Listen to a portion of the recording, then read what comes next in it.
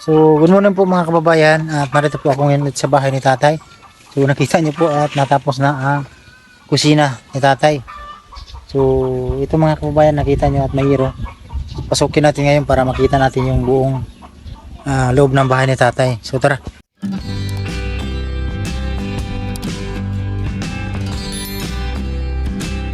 So, yun mga kababayan at ngayon, pasukin na natin yung bahay. So, ito yung kusina. So, ang sabi ng kuya ko ngayong araw matapos pero bukas pa daw. Kasi hindi talaga kaya dahil maraming pang kailangan tapusin. So, kusina lang dito. Yung abuhan. Ano na ito no? Abuhan na. May abuhan. So, ayan, may bintana na decorative para napakasarap yung hangin.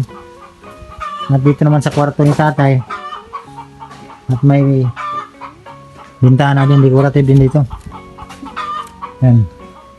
Ito na po yung loob mga kababayan, ang kusina ni tatay. Yan, dyan. Ang linagay sa kilid, hero para hindi masunog. Kasi kung ito amakan, delikado sa sunog. Yan, sinukat na yung hero. So, umatalo man na ganyan, no? Bukas tapos na talaga to. So, araw ngayon mga kababayan ng Martes.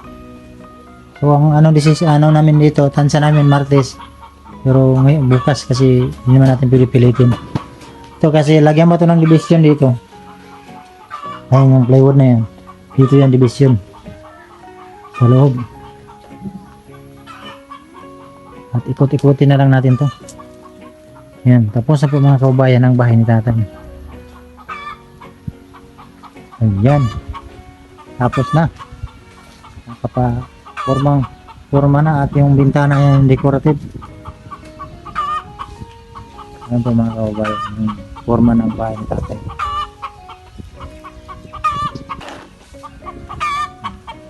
Manok ito. Manok. Ito yung kilid. Napakaganda tingnan sa kilid. Cute na cute.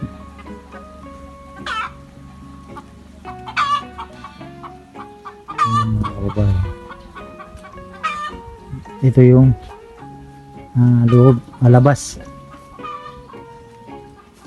Laki ng bahay ni tatay. Ayan yung kusina.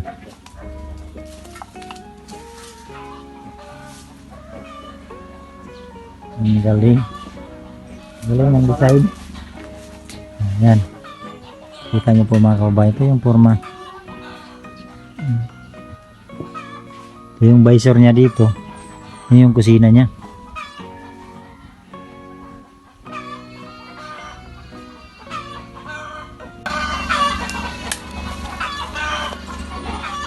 Maganda na tingnan kasi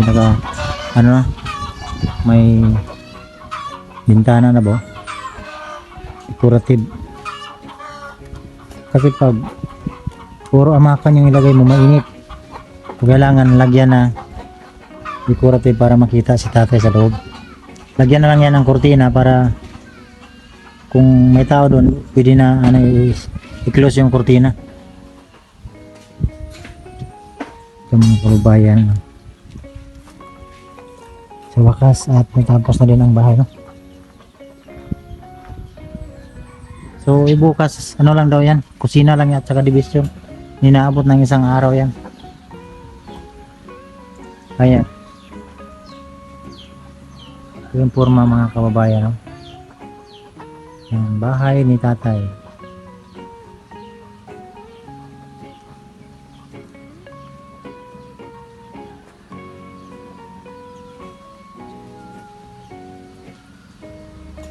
Formado yung bahay.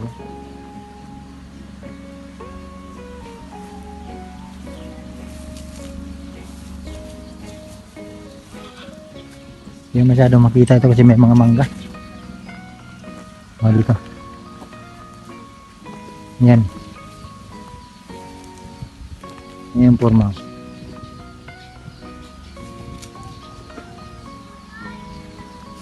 At sa likod, ito yung likod ng kusina.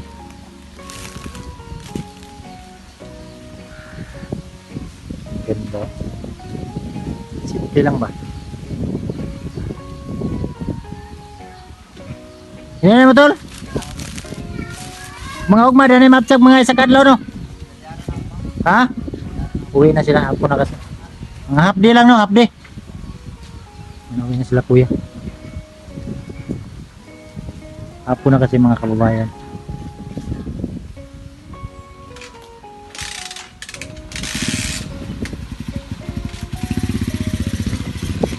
Doon ako.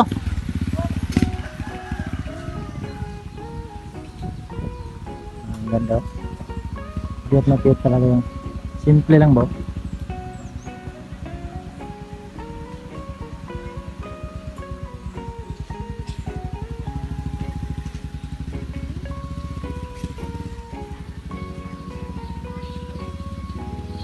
Ayan. Balik tayo ulit dun sa loob. Para makita natin yung loob talaga, no.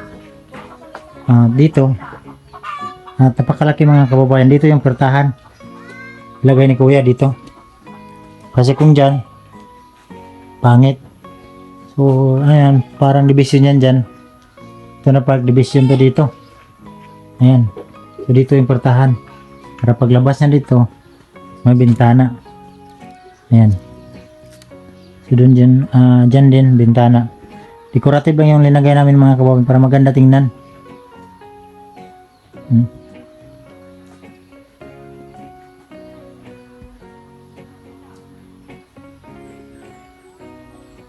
Ito yung taas.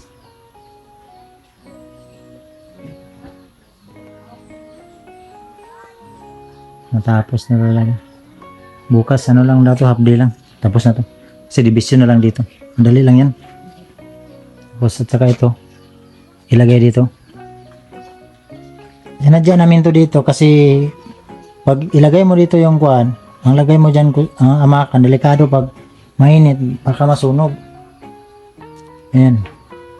So, ginawa ng kuya ko itong hiro para hindi delikado sa apoy.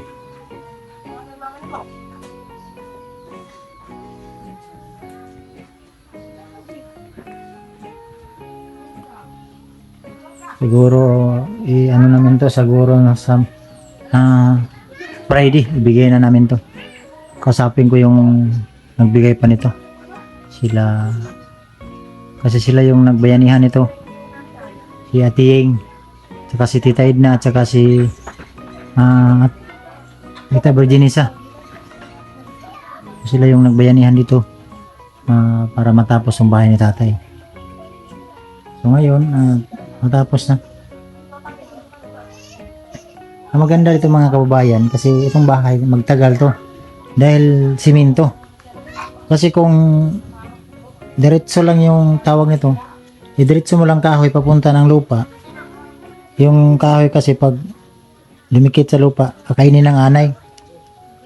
Ang ginawa namin, linagyan namin ng simento, flooring, pinailan, tapos pinastiran, saka yung floringan ng simento para matibay talaga.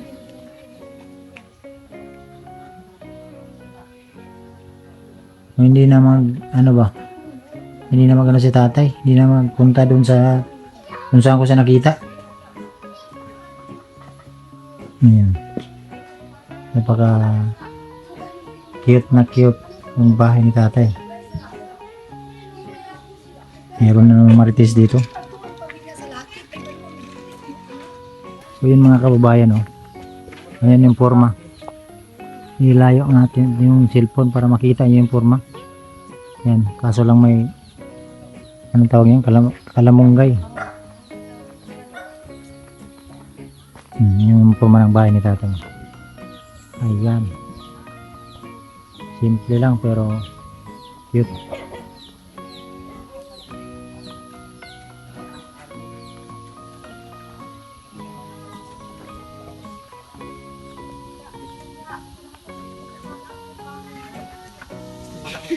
Yung mga kababayan, by siguro sa Bernes ibigay na namin to, kasi pinturahan ko pa siguro yung tawag yun sa baba, semento. May mga marites na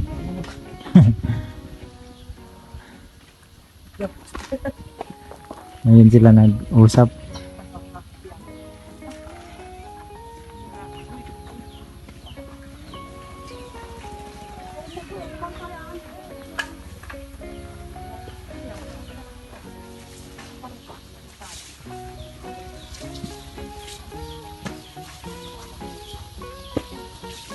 Ang maganda mga kababayan ng bahay, pag simple lang, amakan, tapos floor, half amakan, half simento, para magtagal. Kasi kung idiretso mo yung amakan sa lupa, pakainin niya ng anay. Ang ganda tong ganito kasi simento yung kinapitan niya.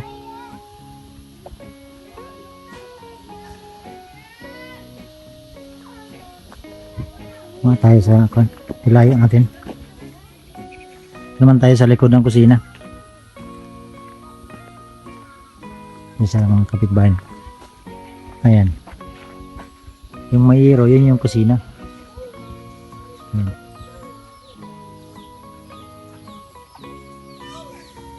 Yung taas, gabi yung mga mangga. Simple lang na bahay pero gastos.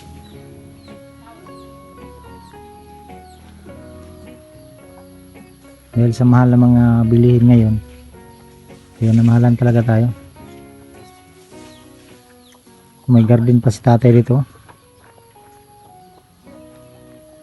Ito sa ano to, parang sa dito na bahay. Kasi marami silang kapitbahay sa tatay dito. Ayan. Mabuti ngayon walang nag-video okay. Walang music. Ayan mga kababayan. Masyado maklaro dahil may mangga. Yun yung sinasabi ko, kung may CR pa yan dyan, ay matamaan talaga tong mangga. Madisturbo yung tapos may lupa pa. Pero kausapin ko muna yung may-ari ng lupa na to. Pero ano to mga kababayan, baka anong sabihin nyo, ito, bago kami nagtayo ng bahay dito, kinausap muna namin yung may-ari dito. May-ari talaga na personal namin nakausap, at saka yung kapitan na si Ernesto Galas, para magtayo kami ng bahay dito, kasi hindi naman pwede natin magtayo tayo ng bahay na hindi tayo magpaalam. Ang sa amin lang itong puno, hindi kami nagpaalam, nalagyan ng CR. Sayang naman na kung papayag siya iputulin yung dahon kasi may mga bunga, sayang pa. Kausapin na lang natin kung sakaling papayag siya, at siyempre kung ano yung decision din ng sponsor nito, at lagyan ng CR si tatay dito, mas maganda. Ang kulang na lang nito mga kababayan, kuryente. Pero kung may magtulong, may magpaabot ng tulong, magbili tayo ng wire at saka bumbilya, magsaksak na lang dyan sa apo niya, pwede naman siguro. Pero bawal kasi yan mga kababayan parang magkabit-kabit. Bawal yan sa Dorico, baka mapahol tayo. Siguro solar na lang, kasi bawal yung mag-connect tayo ng galing sa kabilang bahay papunta doon sa kabilang naman, bawal. Ano na lang siguro to, solar. Kausapin na lang natin yung nagtulong nito. Ako lang yung tulay na para matapos to, pero kausapin natin sila kung ano yung vanilla nito.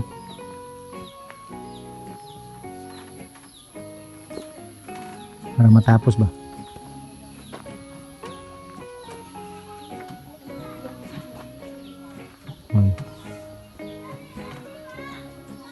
Ang ganda ng forma talaga. Cute na cute ba? Ano? Cute na siya din. Malaki ito. Cute lang yung design niya ba? Maganda tingnan, no? Yung design niya. Kung wala lang itong kahoy at saka yung wala, maganda ito tingnan. Kaso lang, baka magalit itong kapitbahay dito. Lagyan kasi ng sampayan. Ayun, oh.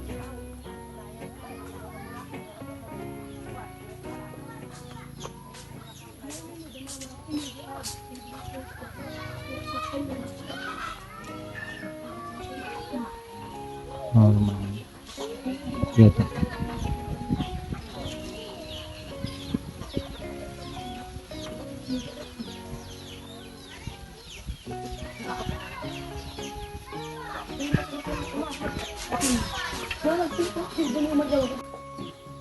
So yun mga kababayan, yun nga, natapos ang bahay ni tatay, natapos na lahat sa labas. At dito bukas ay lagyan na lang ng division to dito para maging gawing kwarto dito na side. Dito na side, ito yung kwarto ni tatay. At paglabas niya dito na side, ito yung kusina niya. At ito yung pertahan niya palabas. Ayan, dyan. At ito yung kusina. Napakalawak yung kusina mga kababayan ni tatay. Oh. Pwede pa ito lagyan dito ng lamisa. At maganda dito, lagyan ng lamisa. Malamig kasi may bintana sa dito na decorative. Ayan o. Malamig siya dito kasi pumapasok yung hangin. Pagpasok din niya doon sa loob, kwarto niya, may bintana din, malamig din doon. Maganda dito kasi hindi to mainit kasi mataas yung bubong. Ayan o. Mataas yung bubong tapos amakan. Tapos kahoy. Kaya malamig to. Hindi mainit. Napakaganda dito na side mga kababayan kasi may mangga. So malamig talaga yung bahay ni tatay dito. Ayan. So sabi ng kuya ko kanina na ano na daw. Bukas hanggang umaagahan nila to. Siguro hindi naabutan ng isang araw matapos na. Tapos na talaga ang bahay ni tatay. Sawa ng Diyos ay natapos talaga no. Tagal ng panahon na tagalan tayo dito. Dahil sa yun nga, kulang-kulang pa tayo sa financial. So magpasalamat lang ako sa mga sponsor talaga dito, sa taong nakatulong. Thank you talaga sa inyong lahat. Sa inyong pagpabot ng tulong sa akin na para matapos ang bahay ni tatay. Kang Atiyeng, kang Tita Ed, kang Tita Virginisa, salamat sa iyong pagpabot ng tulong sa mga sponsor na tumutulong sa akin. No? Salamat sa inyong lahat. At siyempre sa ating mga charity viewers na hindi nag-skip ng ads, maraming salamat. At sa mga tumutulong sa akin, lalo na kang Tita Carmencita, thank you tita. Sa pagpabot mo ng tulong, thank you po. Ngayon, tapos itong bahay ni tatay, bukas matapos na to.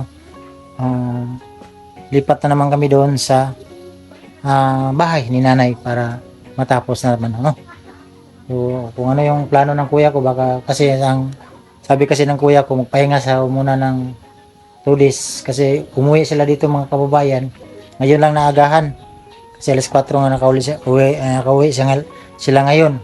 Pero kadalasan nakauwi sila ay alas 7 ng gabi, alas 6. Kasi may ilaw dito kaya parang nag-overtime sila ba. Kaya nabilis to natapos. Salamat din sa aking kuya na tinulungan niya ako dito. No? So, inulit ko maraming salamat. Thank you po mga kababayan sa charity viewers na hindi nag-skip ng ads. Maraming salamat. Sa lahat ng mga sponsor, thank you po. At sa mga anonymous, at lalo na kang ate ng Andorra, thank you ate sa pagpabot mo ng tulong sa kang nanay. Siguro next week ay lilipat na naman kami doon. No? So, sa lahat ng mga sponsor, maraming salamat. No? So God bless po mga kababayan. Dito ko na lang muna tatapusin ang vlog na to. God bless po sa inyong lahat. Bye bye po.